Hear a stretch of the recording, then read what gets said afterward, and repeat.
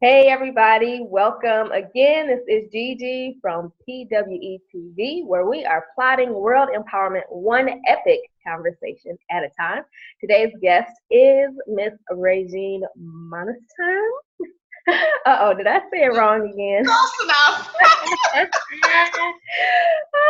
Regine, tell me how to say your last name. Sure, it's Monestime, so it rhymes with Regine. Regine Monestime. Okay, all right, awesome. So Regine is well, I'm looking forward to talking to her today because we're talking about a subject a lot of people, especially Black folks, I don't want to say don't know about, but it's not something that they think about, how travel can be transformational. And I love traveling. I don't get to do it nearly as much, and I don't get to go on a lot of retreats. And when I did go on retreats, there weren't a lot of people who look like me, even though retreats were great. Like, Black women as a whole, we don't get together and do things like that. We do, every blue moon, go have a fun girls trip, but it's not something transformational that we all do together. So I love this idea, and I can't wait to talk to you about it. So anyway, Regine is, besides, her doing transformational retreats, she's actually a practicing attorney. She's been doing this for over 20 years. She's a strategic legal advisor, municipal counsel, and a trial and I don't even know how to say it, appellate attorney? Appellate attorney. Fancy words I don't know about. Yeah, sounds important. So she's the founder of Black Butterfly Journeys, and that is her transformational travel niche, where she's passionate about how travel can impact your life and really facilitate meaningful change, especially for women of color. And it's a way to counteract the excessive stress we go through, the burdens, and even the exclusion that a lot of Black women feel in this country. And so she is here to help women of color nourish their soul, travel the globe, and really inspire the world together. And she does that by helping you drop the burdens of the past, have confidence in yourself, and really know that you're on track to make a difference in the world. So I'm really excited about this conversation.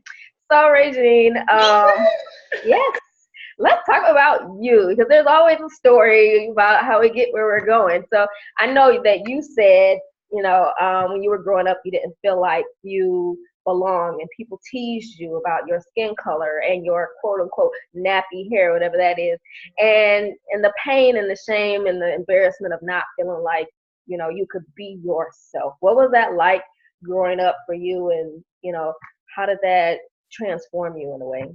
Yeah, well, thank you first, Gigi, for having me. I really appreciate this opportunity to share my vision with your audience, and I love what you're doing. I think it's magnificent to see a young Black woman stepping out and putting her mark on the world and serving the world in a powerful way. So kudos to you, sister. Thank you.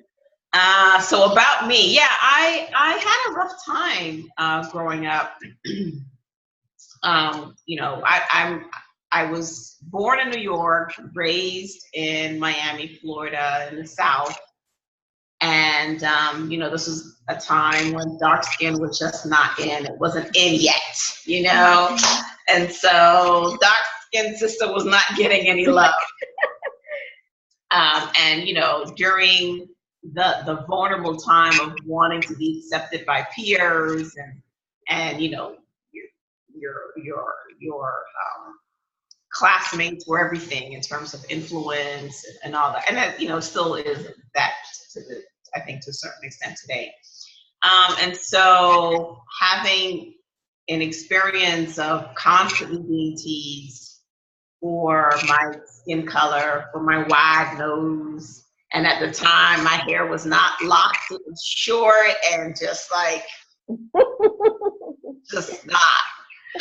So it was, and all that stuff just kind of went inward.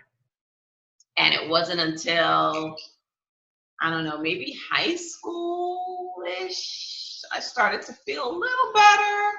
But then, how I dealt with my with that trauma, I guess I would say is that I began to really seek approval and from, you know, guys. When I started to, you know, get attention, I was like, oh, okay. And so that was fun, and you know, it was a different experience that I was used to, and that's just kind of how I survived in a way. And you know, as I got older, as I filled out more, and dark skin then started to get cool, and natural hair started to get cool, because when I was growing up, natural hair was not cool. You know, it was about the perm. I had a jerry curl and a horrible. You know, I had my hair permed and straight and all that stuff. You know, natural hair was not it. And so as natural hair began to be cool, and women started wearing shorter hair and doing all these things, and you know, I started to see myself in, you know, in models, you know, and dark skinned women and all those types of things. And so that revolution, I guess, helped my self-esteem. And then, but it kind of went left. It kind of went to the other side. I went from like having no self-esteem to being all about the external and the visual. And you know, I was smart, so I became an attorney, and it was all about my career. So it was really superficial. You know, I was making up for all that stuff that I went through. Yeah. And so it was all about fun, superficial, you know, my career, looking good, my ego, all those kind of things. And that's how it was for years and years and years. I mean, I considered myself a good person. You know, I did good things, but still, it was really about how I looked to others. Still looking for that same approval that I was looking for when I was a kid. And fast forward, you know, I had a few years ago what I consider, and at the time I was working with a coach, and she's like, yeah, you've had your, what did she call it? You've had your ego, you know, you've faced your ego. So I had a really bad career experience, let's just put it that way. Yeah. And, you know, it stripped kind of that part of me away.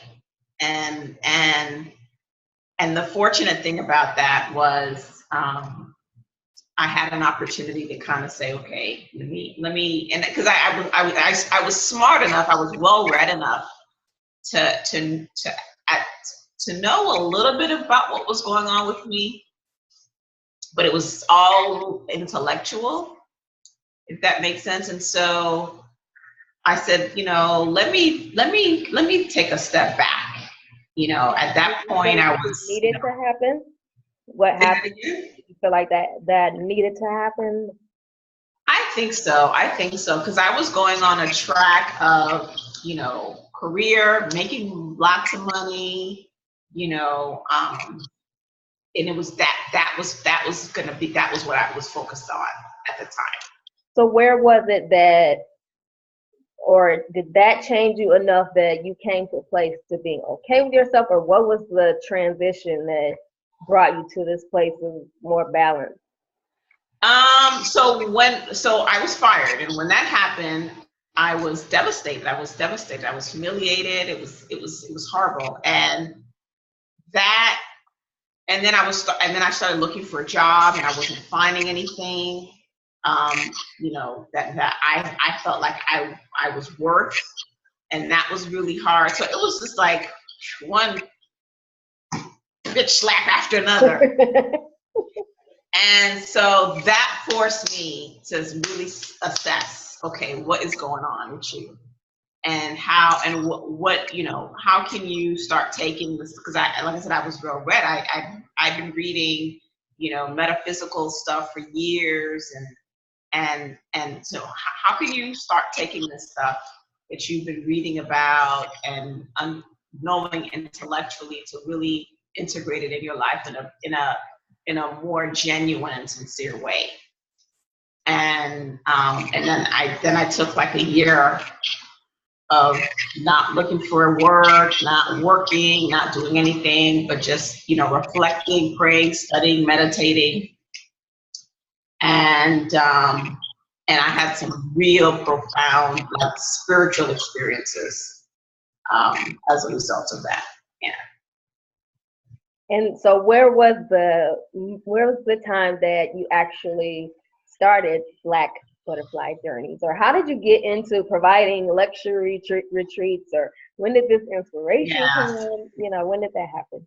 So I took a year off, about a year and change off. I traveled, I did retreat, I went on retreats, I spent time with family. Like I said, I was, you know, kind of in a hiatus of, you know, and I prayed, I was reading, I was studying, and I started to look at, and I started to feel better, but not feel better in the way that I had before. I really started to feel, I don't know, it's hard to explain if you don't experience it, but I consider it my awakening. I had my awakening. Mm-hmm. Like I knew that I was a spiritual being. At some point, it just felt like, yeah, I was just like, okay, I got it. And I knew and I felt the love of my creator in a way that I hadn't before. And I knew that I was one with my creator. And so all these like revelations and experiences were happening. Some of them happened while I was on retreats. I was going on different retreats, you know, attending other folks' retreats.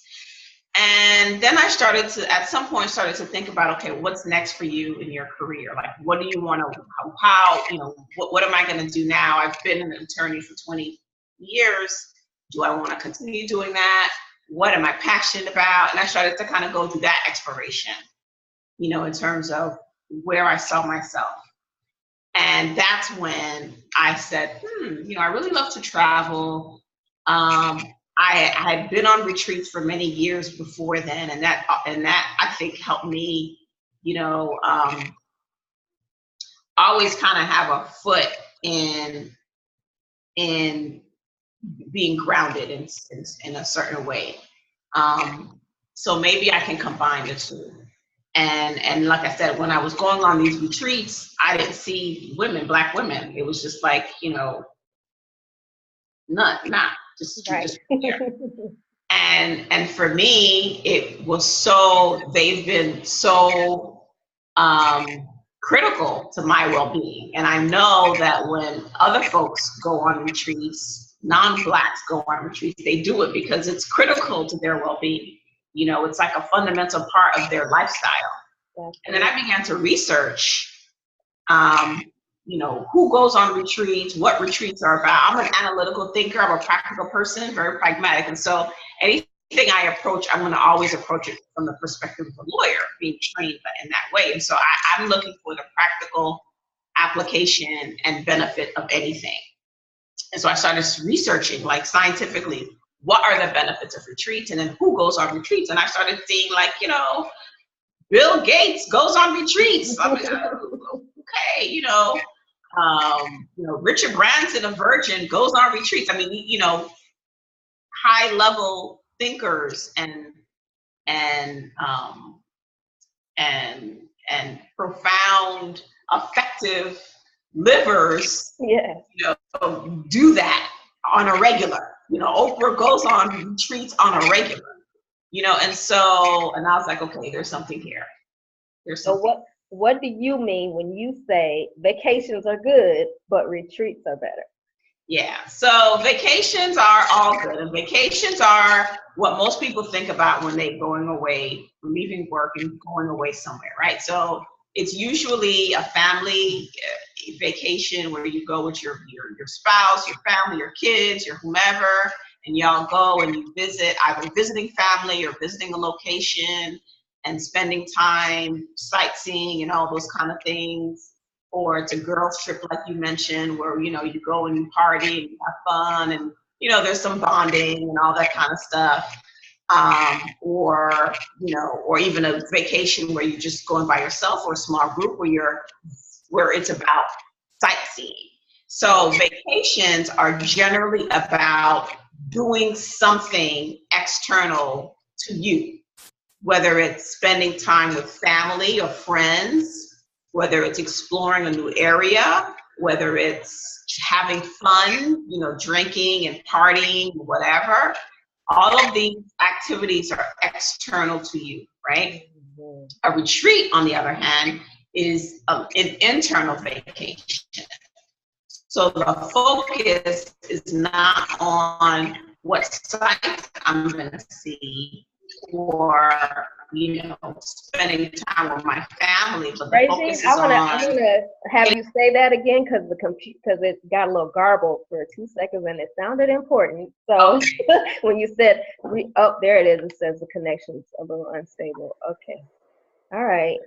Intend that we are clear now. So you were saying that retreats are an internal experience. Yeah, so retreats are an internal vacation.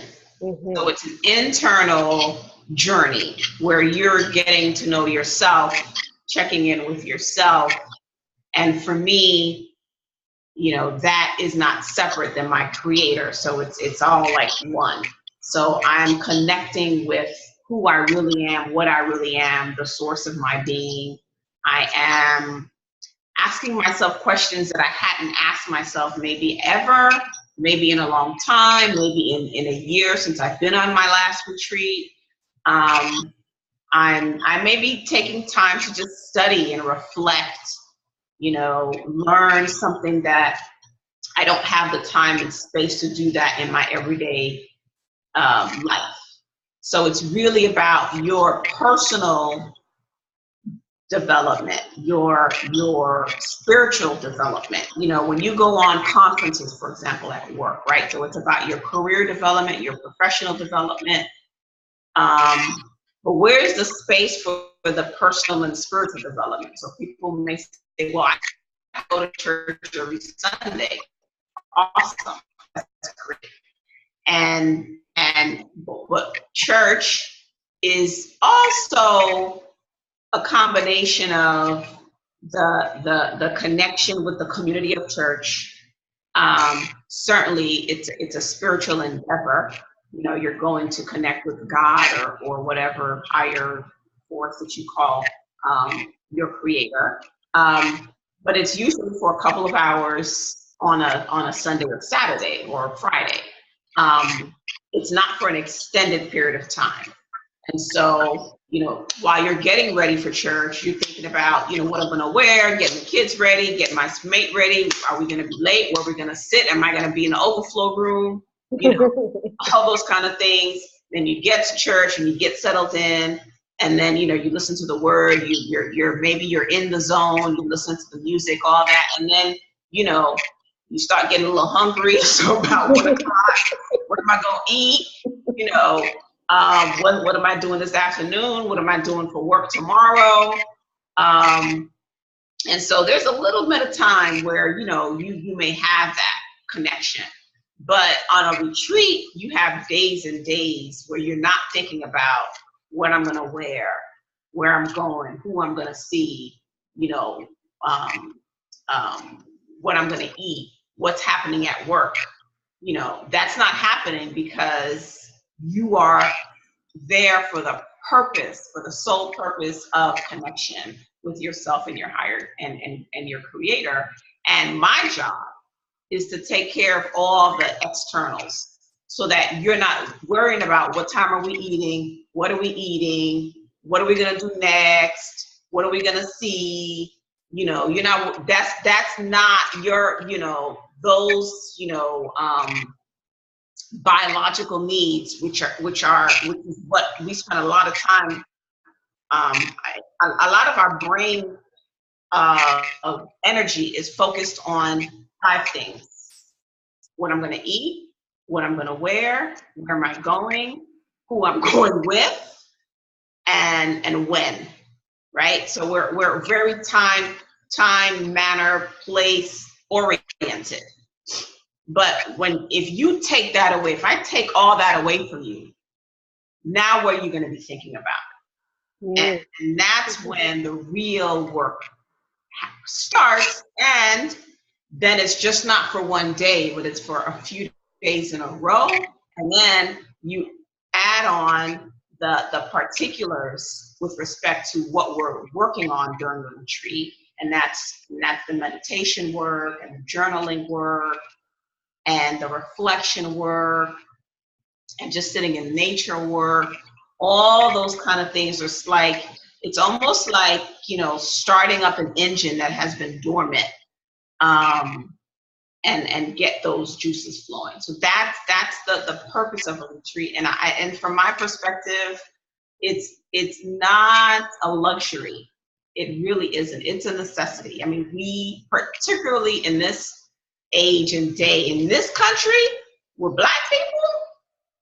What we have to face every day, you know, dealing with 45 and dealing with, you know, you don't know if your cousin, your son, your uncle, your brother's gonna come home, you know, if he gets stopped, you know.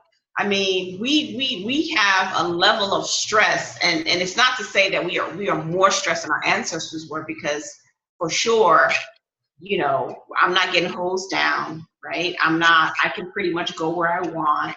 I'm not in bondage. I don't have to have a pass to leave my home or my community.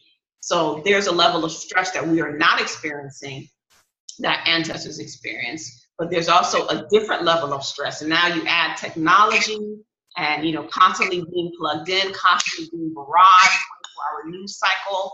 There has to be some relief that goes beyond sitting on a bench for a couple of hours on a Sunday or Saturday. Yes, I want to dig deeper into this and give some real specific tips and things that you give to, and we can also talk about your recent retreat, because you just had one. And where was that one at? So I went to the Gullah Islands, which is off the coast of South Carolina. Many Black people are not familiar, which is really unfortunate. Yeah. With that community of people. I mean, that's our closest connection to Africa that we have in the United States. They're right here, right up the street from the East Coast, you know. And a lot of people either don't know, haven't been. And so I wanted to take my women there, because the other aspect of why my retreats are different than other retreats is that, you know, yeah, you can go on a retreat with, you know, a yoga meditation retreat. I love them, or a detox retreat, or I love them. But there's no retreat that's going to actually focus on your spiritual self, but also focus on your historical self, focus on who you are as a Black person, as a Black woman.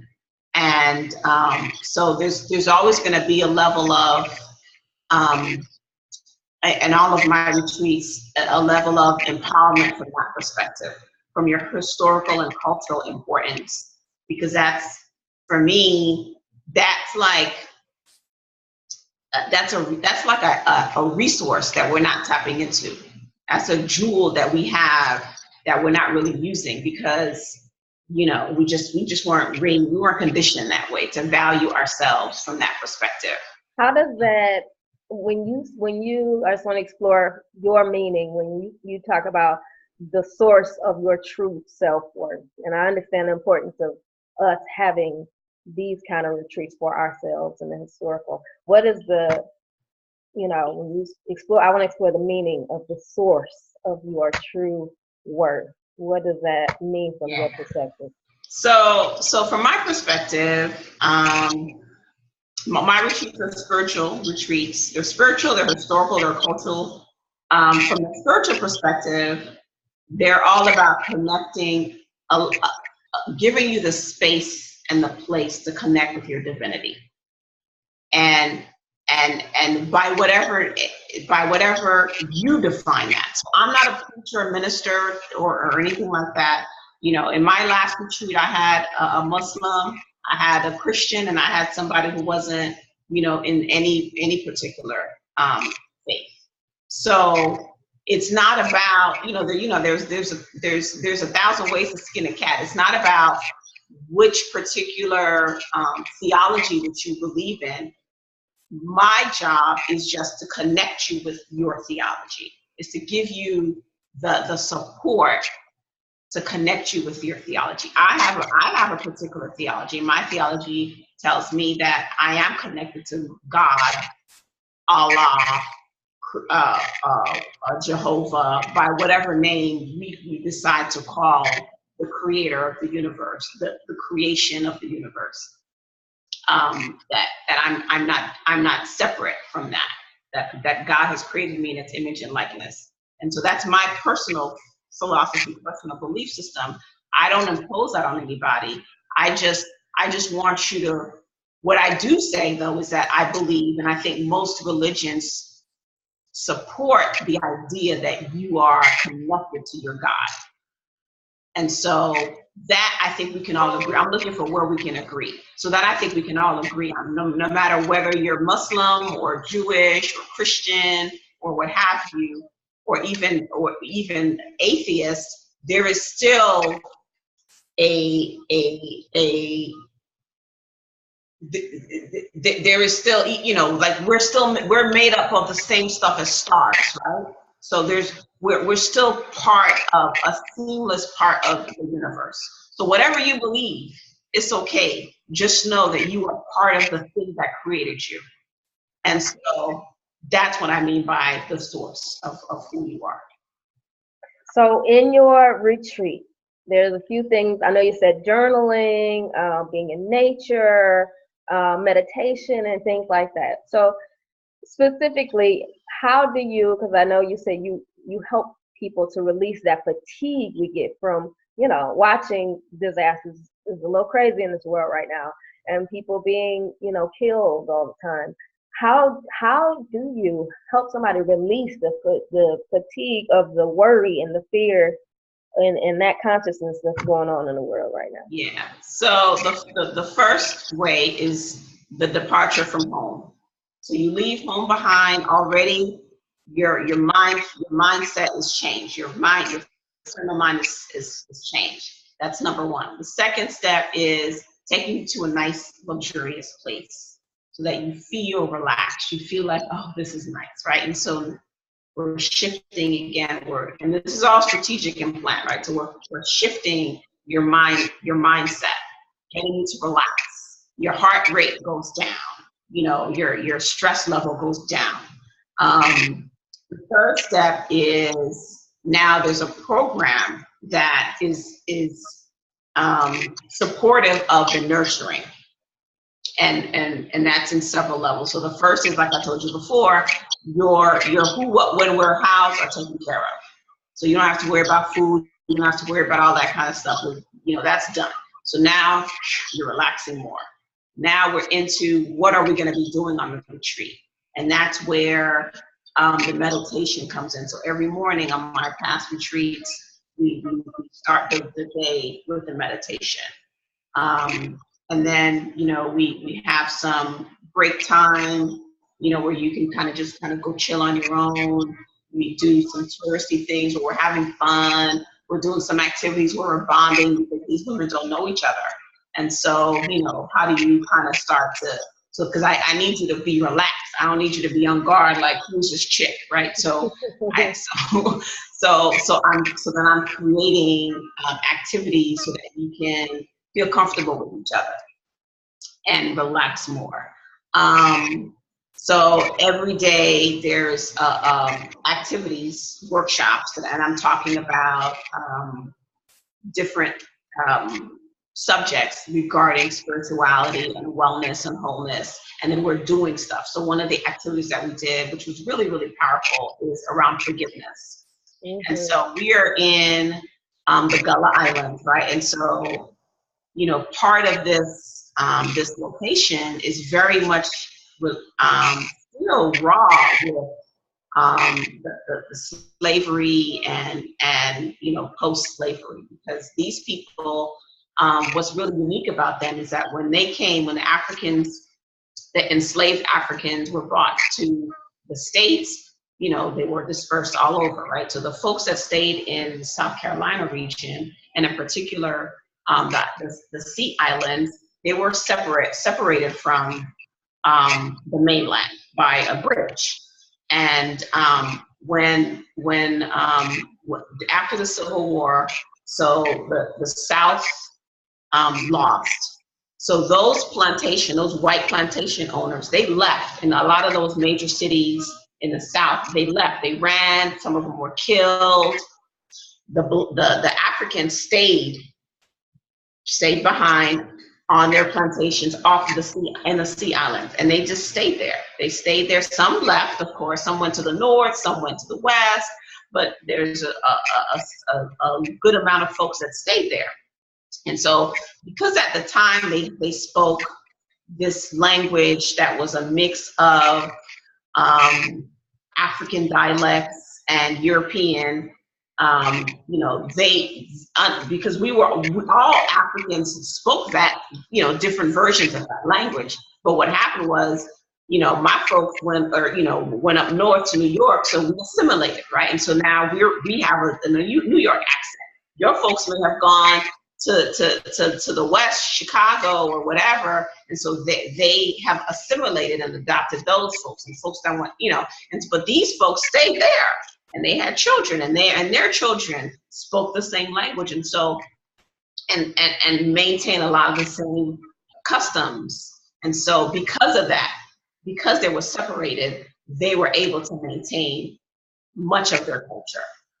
And you know, and in that particular location, and one of the islands, there is the oldest school for free blacks, the first school for free blacks, and that's still standing today. And so that history is still, you know, it's not like us where, you know, we are more American than African.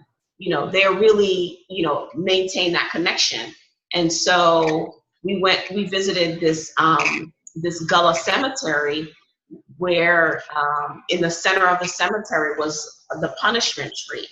And if you know what that is, right? So that's where they put the enslaved blacks, and they whipped them, and they, you know, and all that stuff. And so that's still standing. The tree's like 500 years old. So you can imagine the energy.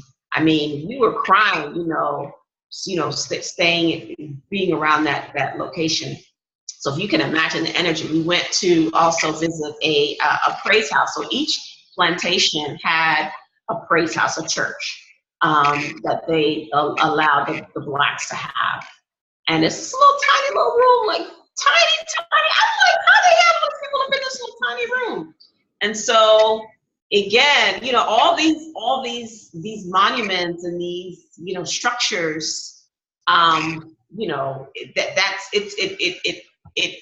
it reminds you of what happened. And so we did like a really powerful forgiveness ceremony where, you know, I had like rocks that you writable that you could write on. So we, you know, did a little process of prayer, and then everybody wrote on several rocks on stuff that they were just ready to release, you know, let go of, whether it's past relationships, whether it's hurt, whether it's whatever. And then also, given where we were, you know, forgiving that whole piece of our history. And we faced so St. Helena's Island is like the heart of the Gullah culture. And we faced that island, and we threw the rocks into the water and had a little ceremony. And so it's just things like that, where it's like experiential activities that connect you deeper than you would be sitting in your living room doing the same thing. Absolutely. So let's talk really quickly about the power of journaling, because you say journaling kind of excavates and cleans out your internal house. Can you talk about the power of journaling for you? Yeah, so everyone got a journal that went on the retreat, and we did a few journal exercises. And journaling is so powerful. And again, being a lawyer, I'm very pragmatic, practical. What's the research? How is this journaling? You know, so I did the research. I looked at, you know, folks who are journaling believers and things like that. And it just, writing things down just has a way of affirming what you believe in a way that speaking it doesn't, right? So it just takes it to the next level. And so you can use journaling in so many ways.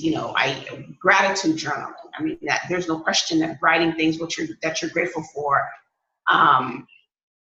enhances that level of gratitude. And then when you're grateful, you then attract more things to be grateful for.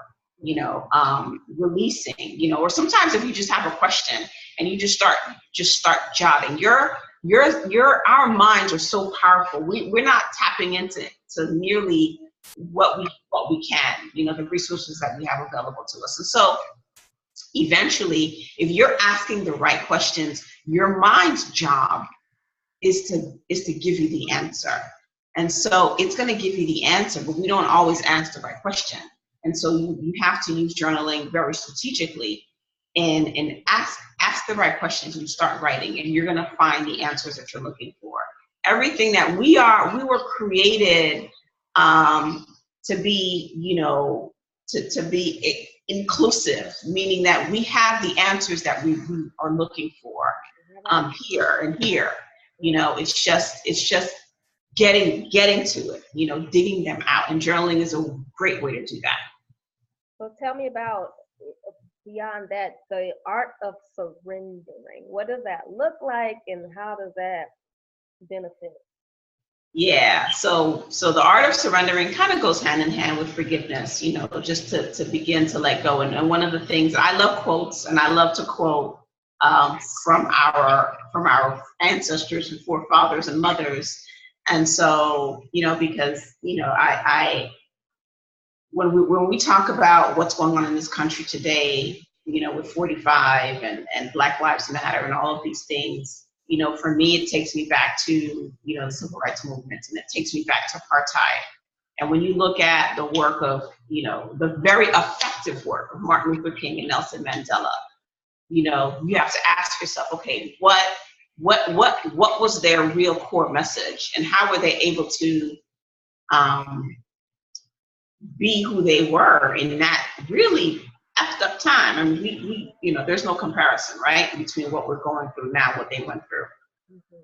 And both at the core of both of those messages was forgiveness and surrender, right? And so we talked about that on the retreat, and how you and the power of that, because when I'm not burdened by being angry, my mind is clearer. Yes. And now I can be more strategic, and now I can overcome and be powerful enough to deal with the crap that's going on. So they were no dummies. I mean, these men were very learned men, right? And so they were about strategy and effectiveness. And so even from the perspective of self-interest, forgiveness and surrender is the way to go. From a perspective of spirituality, we know that we're called to forgive and let go and see people like God sees them, and all those kind of things. And so really, any way you look at it, it's just a smarter way to live. Absolutely. Can you say that part again? Because that's totally It's just a smarter way to live. It really is. It's just easier. Doing the right thing, it's just easier. We don't have to do the right thing, but when you do, life is just easier. It really is. It really, really is. You said to see the person as God sees the person. I think you said. Oh, yeah. So from the spiritual perspective, God isn't holding grudges and doing all this carrying on like we're carrying on, right? And so to see each other to see ourselves primarily, right? The way that God sees us, unblemished, pure, innocent, good. And then to say, okay, can I take that and can I see you? Can I see 45? Can I see, anyone else that I may be feeling some kind of way about, the way that God sees them? That's the call. That's the work. Anybody can be angry, it can be upset, it can be whatever. That's easy. But, to take it to that level and to have that level of freedom, because when you do that, there's a level of freedom that we don't know nothing about. Absolutely. Yeah. All right. So, my last big question is, for a woman who goes to the retreat, after you come from retreat, like 3 days later, you back to your old habits and your old ways, and your mind suck you back to comfort. So how can the women that you support in these retreats take that and continue with it? Or what are the tips, or what do you leave them with so that they are supported when they're back to their old environment? Yeah, so that's the hard part, right? Okay, now I've been doing all this stuff. I go home and I'm still dealing with the same stuff, and I'm going back to what I was. And so, everyone comes away with an action plan with how you're going to integrate these, because some people learn some new tools about practicing spirituality, and okay, what am I committing to? And so everybody had an action plan that they were committing to implement into their lives so that they can maintain. And then I actually have a post-retreat program, a 3-month program that helps us stay where we need to stay in the same sisterhood. I really fundamentally believe that where two or more are gathered, right? And so there is a power and a synergy that happens when we are working collectively, and so that takes place on the retreat. It's just like one of my girlfriends says, where 2 + 2 = 5. There's just there's just like an explosion that happens when we come together in one accord. And so we maintain that work after the retreat so that we're still staying on track with what we committed to. Awesome. Okay, one other question that just came to my mind. I don't know how long this recording is gonna let me record. Let me hurry up. So as far as the luxury goes, tell me about some of the luxury that women get to experience. Maybe not even on this one, but any of the ones that you've done. What kind of luxury things can they experience? Yeah, so that has to be part of it as well. I got so many layers. I was like so many boxes I had to check off. So luxury is one of the boxes. And like our first retreat, we went to Mexico, and it was so beautiful. We stayed on these little cute huts right on the water. I mean, like you walk out your hut, everyone had their own, and then you're on the stand, and the beach is right there. So you watch the sunset, watch the sunrise. This was absolutely amazing. Or surrounded by mountains and greenery and just beautiful. And we had, spa services right on the beach. So you hear the waves crashing while you're getting a massage, you're getting facial, and the food was just amazing, fresh, cooked to order, good, clean food. I mean, it was just beautiful. So all the retreats have a level of comfort with where we're staying. We stayed in this one in a beautiful restored bed and breakfast, and it was just the high beds, the 4-post beds, and the service was impeccable. Of course, we had a spa day where if the ladies wanted, they can go get a massage and that sort of thing. So it's just the pampering.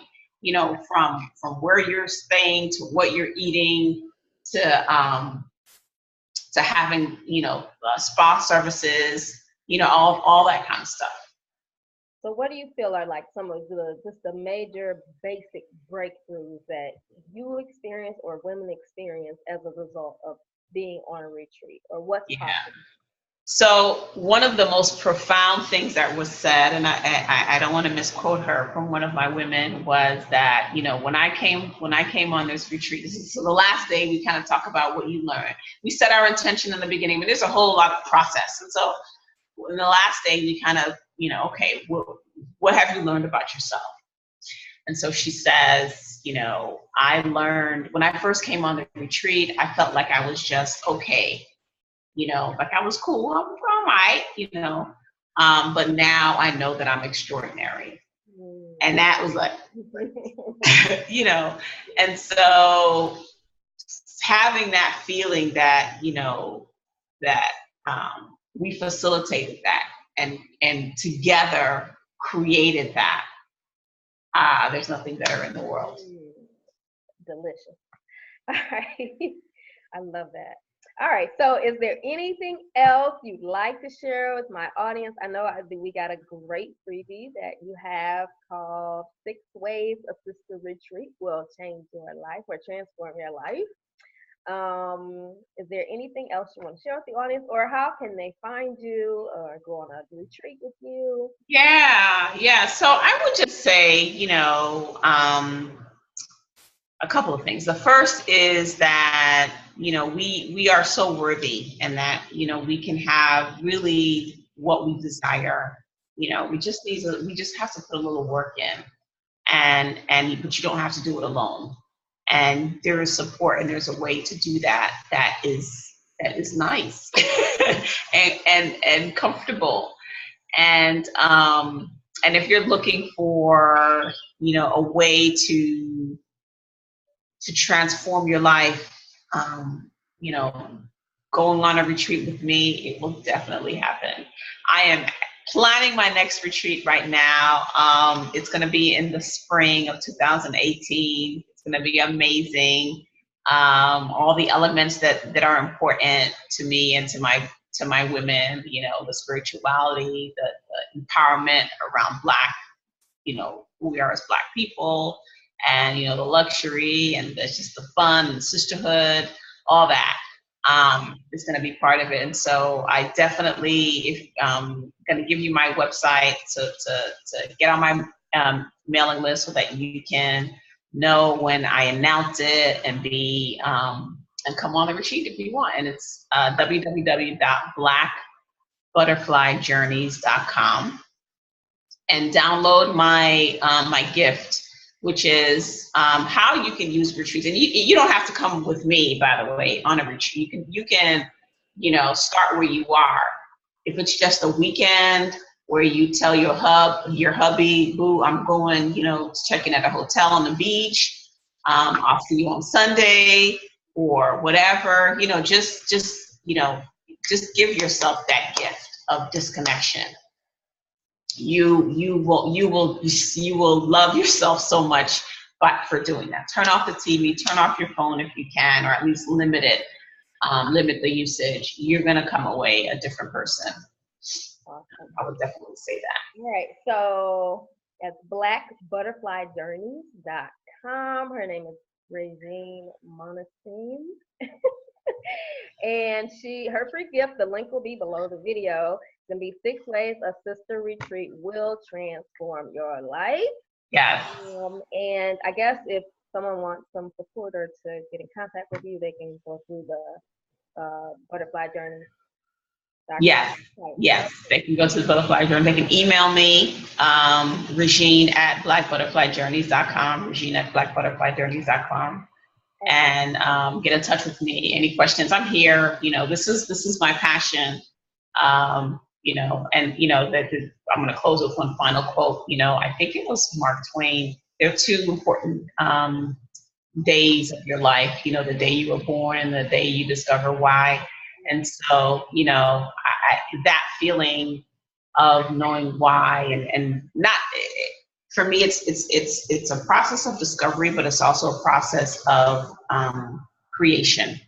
And so when you decide, either know it or decide it, there's nothing better. There's no better feeling. So I'm here for you in whatever capacity that I can serve.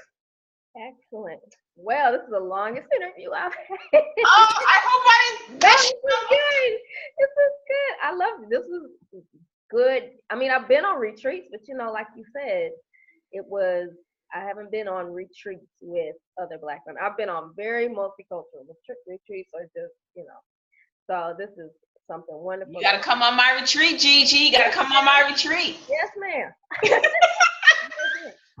All right. Thank you for sharing your wisdom and expertise with us. And we will see you soon. I'll put the links and everything below. Thank you so much for having me. I so appreciate it. Thank you. For me to all right. say. day. Take care. All right, thank you.